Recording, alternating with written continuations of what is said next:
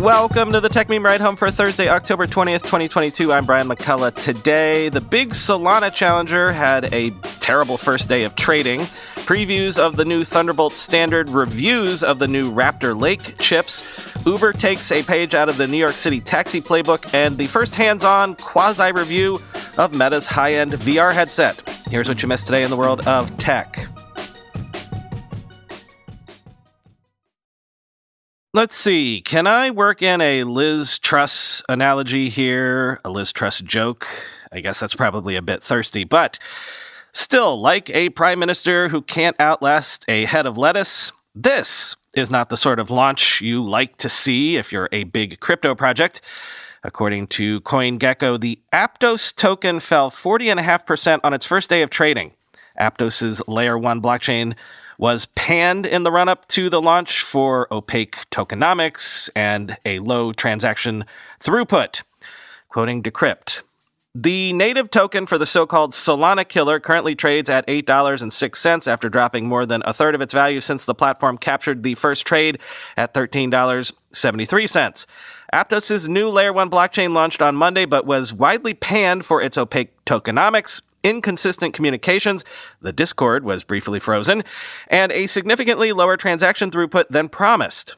Aptos did eventually release tokenomics for the APT cryptocurrency, but the reveal attracted even more criticism for the high allocation, 49%, to developers and private investors, giving rise to quips that the network catered to venture capital.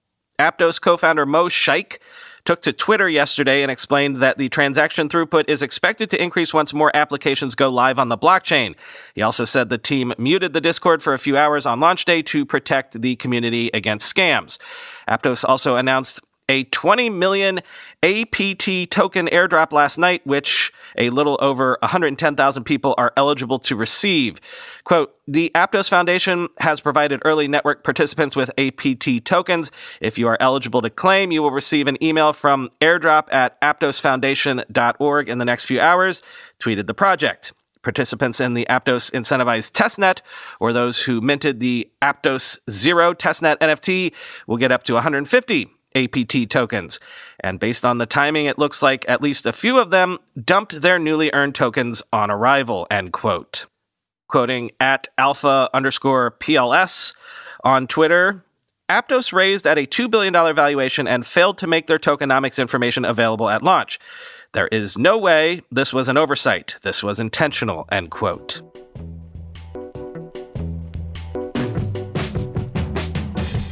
Google has unveiled Android 13 Go Edition. You might recall that Go is the lightweight version of Android built to run on systems that are RAM and bandwidth constricted.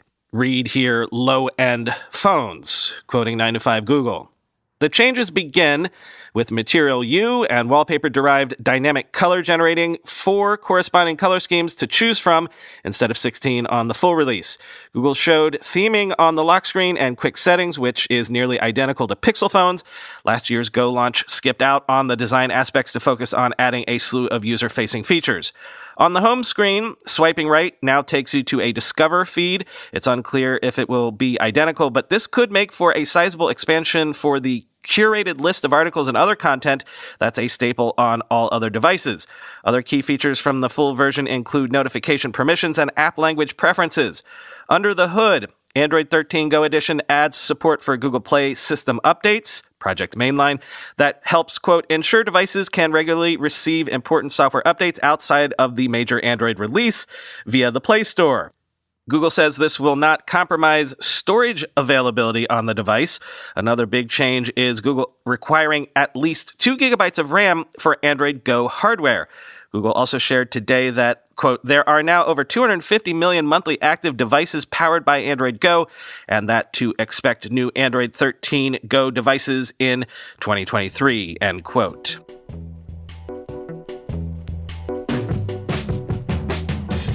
Intel has previewed the next generation version of Thunderbolt based on USB 4 version 2 with up to 80 Gbps both ways, or 120 Gbps one way and 40 the other way for, quote, video-intensive usages. Quoting The Verge, According to the company, its upcoming standard will be capable of speeds up to 80 gigabits per second both ways, support for DisplayPort 2.1, 2 times faster PCIe throughput, compatibility with existing Thunderbolt 4 cables up to a meter long, a special mode that allows for 120 Gbps speeds up with 40 Gbps down if you need to drive several high-end monitors with a single cable. If these specs sound familiar, it's because they're very similar to the ones the USB Promoter Group announced last month with the reveal of USB 4 version 2.0. The official specification for that standard, released on Tuesday, shows that it's also capable of the 120 to 40 Gbps communication that Intel says makes next-gen Thunderbolt great for video-intensive usages. Read, powering a bunch of high-resolution, high-refresh rate displays. The similarity isn't a secret. Intel's press release says that its next Thunderbolt spec will be, quote, built on the USB 4 version 2 specification, and it says that its demo is aligned to the USB Implementers Forum's official release. This raises an obvious question. Why bother making another version of Thunderbolt if it's basically going to be the same as the latest and greatest USB spec? The advantage used to be obvious. Thunderbolt was faster and carried PCIe and DisplayPort signals. But since Intel allowed Thunderbolt to become the basis for USB 4, it's been harder to care about it as its own standard. According to Intel, the answer is, basically, assurance. Quote, many portions of the USB 4 version 2 specification are optional, leading to variability in implementation. Thunderbolt defines a higher bar and delivers the most complete solution, said Jason Ziller, a general manager at Intel's Client Computing Group, in an email to The Verge. Basically, a device with USB 4 version 2 can operate up to 80 Gbps both ways and can support DisplayPort 2.1 and PCIe tunneling. If you're making something with the next-gen Thunderbolt, then it must support those things. Said another way, if you pick up a Thunderbolt device, you know what it'll do, but if it's USB, you may have to do a little digging.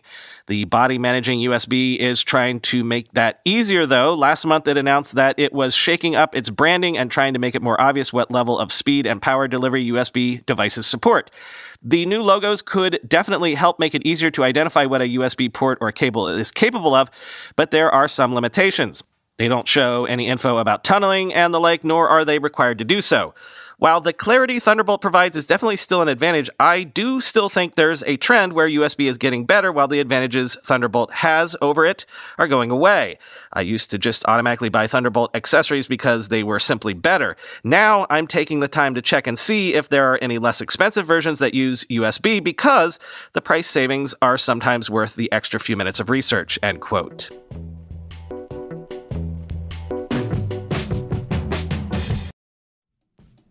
If you own crypto and you leave it on the exchange where you bought it, like Coinbase, that's a mistake. You've heard the headlines on this show, exchanges closed, accounts frozen. We're learning the hard way that crypto on an exchange is not really in your control. So what can you do? Get a secure crypto wallet and control your crypto yourself. You need to check out my friends and new sponsor, Zengo, the simple and secure crypto wallet with everything you need. Your Zengo wallet is fully recoverable. Say goodbye to lost Bitcoin. Your Zengo wallet is a hacker's nightmare. Zengo uses 3-factor authentication, including 3D biometrics, so no one can access your wallet but you. Zengo recognizes we're all at different levels of our crypto journey, so they've built live 24/7 support with real people directly into the app. Now, for the first time, you can keep your crypto and NFTs safe with the tech that big guys have used for years. Thanks to Zengo. Upgrade to the Zengo crypto wallet. Go to zengo.com/ride and use code RIDE to get $20 back on your first purchase of $200 or more. That's zengo.com/ride. Code RIDE for $20 back on your first purchase of $200 or more. Terms and conditions apply. See site for details. This podcast is brought to you by Split, the feature management and experimentation platform. What if a release was exactly how it sounded? A moment of relief, an escape from slow, painful deployments that hold back product engineers. Free your teams and your features with Split. By attaching insightful data to feature flags, Split helps you quickly deploy, measure, and learn the impact of every feature you release, which means you can turn up what works, turn off what doesn't, and give software innovation the room to run wild. Discover a better way to deliver software updates, deploy faster, iterate more frequently. and make each release more innovative than the last. With Split, you can launch new features whenever you want, but make it live to users when you're absolutely sure that it's ready.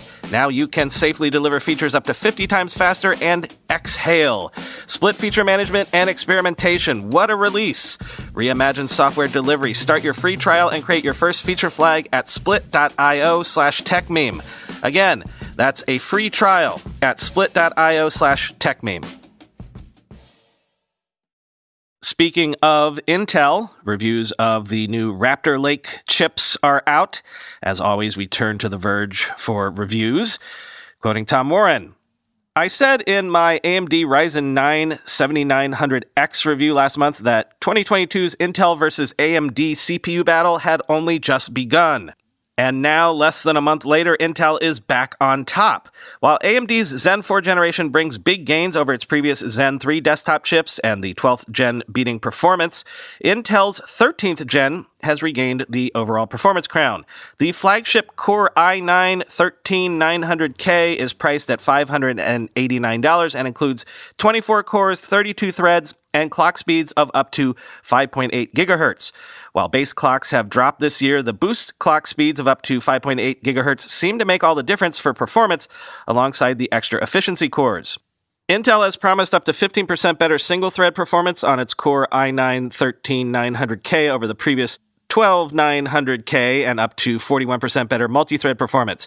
I've been testing a Core i9-13900K over the past week, and it largely delivers on Intel's promises with some big multi-thread performance gains that really speed up the heaviest workloads. But this might not be the best option for gaming. While the 13900K beats AMD's top 7950X Ryzen 7000 CPU in the majority of my gaming tests at 1080p, AMD's impressive 5800X3D still looms large over both the Zen 4 and Intel's 13th gen chips when it comes to gaming. The great thing about Intel's 13th gen chips is that they work on existing motherboards that support 12th gen processors. That means there are plenty of affordable motherboard options to choose from, which hasn't been the case with AMD's switch to its new AM5 socket just yet. Intel's Core i9-13900K comes out on top in nearly every creator task I tested, and even in most of the gaming benchmarks. It delivered around a 6% performance boost in most games over the 12900K, and comfortably improves games like Shadow of the Tomb Raider from 230 frames per second on the 7950X at 1080p to 244 frames per second on the 13900K. Gears 5 also sees a big boost with an average of 167 frames per second on the 7950X at 1080p and a bump up to 187 frames per second on the 13900K. I'm now expecting to see a 7800X3D down the line for AMD to really push gaming performance with its Zen 4 chips. It might have temporarily taken the gaming performance crown with Zen 4, but Intel's response is a strong one, and at $589, the 13900K is priced more than $100 less than AMD's $699 Ryzen 9 7950X. Until then, Intel's top 13th gen processor beats out the best that AMD has to offer with its new Zen 4 architecture, with rumors that AMD could reveal its X3D lineup for Zen 4 in January at CES. 2022's CPU battle looks like it's about to spill over into 2023, end quote.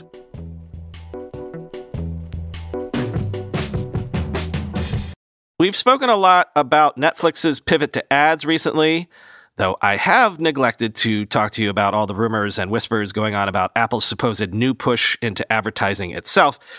But I have something more tangible for you today from Uber. Uber has launched a global advertising unit targeting $1 billion in hoped-for annual gross ad bookings by the end of 2024. This includes adding display ads within its apps and on top of cars. Quoting the Financial Times, the new ads division, led by former Amazon advertising executive Mark Grether, was formed earlier this year to build on its current ad business, which mostly consists of ads within its Uber Eats app, as well as car top billboards in a few markets. Uber's chief executive Dara Khosrowshahi has said the company was targeting $1 billion in gross ad bookings by 2024 on an annualized basis. In the second quarter of this year, the existing ad business had an annual gross bookings run rate of $350 million, Khosrowshahi said during an investor conference last month. Uber said its advertising platform was live in dozens of countries and would expand its international footprint over the next year. The new ad formats, which have been piloted in some markets, include displaying promotions within the Uber app to customers as they book or complete a journey. Brands will also be able to have emails sent to Uber's 122 million active users globally or place ads on the homepage of the Uber Eats app. The company is piloting a scheme in Los Angeles and San Francisco in which tablets attached to the back of car seats are used to display trip information and advertising. Riders would have, quote, full control over any ads with sound, Uber said, end quote. Ironically, that's something that the New York City taxi regime pioneered 2 decades ago. And for all its disruption, I'm surprised it's taken Uber this long to get there.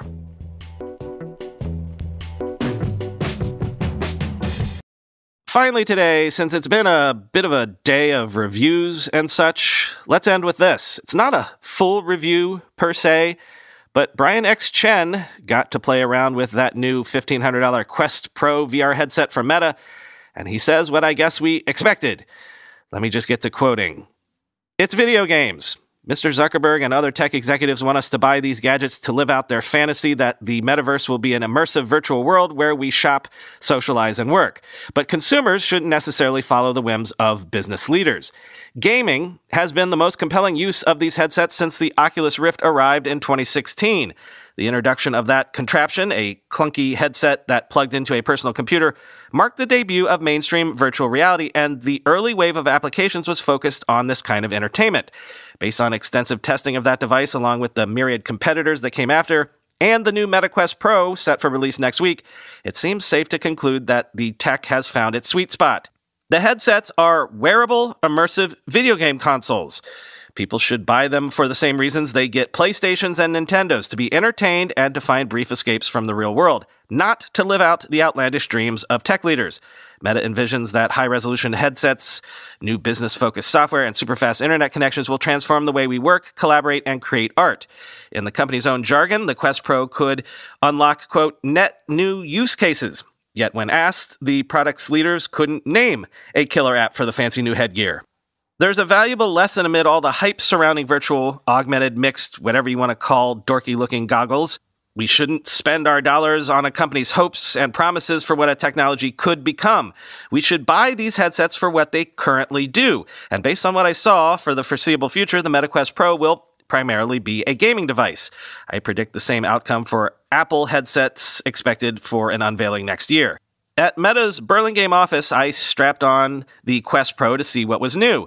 Meta highlighted 3 features: the headset's higher definition picture, which is receiving quadruple the number of pixels of its predecessor, the $400 Quest 2, the array of cameras embedded into the headset, which can now create a real-time rendering of your facial expressions and eye movements, and new motion controllers with improved pressure sensitivity so you can squeeze a virtual object gently or grab it aggressively. I found the improved graphics and controllers impressive, and my animated avatar a bit creepy, but after I removed the headset and returned to reality, I could only imagine wanting to use these new features to play games. None of this, a first impression that the Quest Pro will be great for playing games and primarily be used for entertainment, is a bad thing. The fact that we can get visually stunning immersive gaming in a lightweight wireless headset means virtual reality has come a long way in less than a decade. For now, that's the only reason to buy one of these, end quote.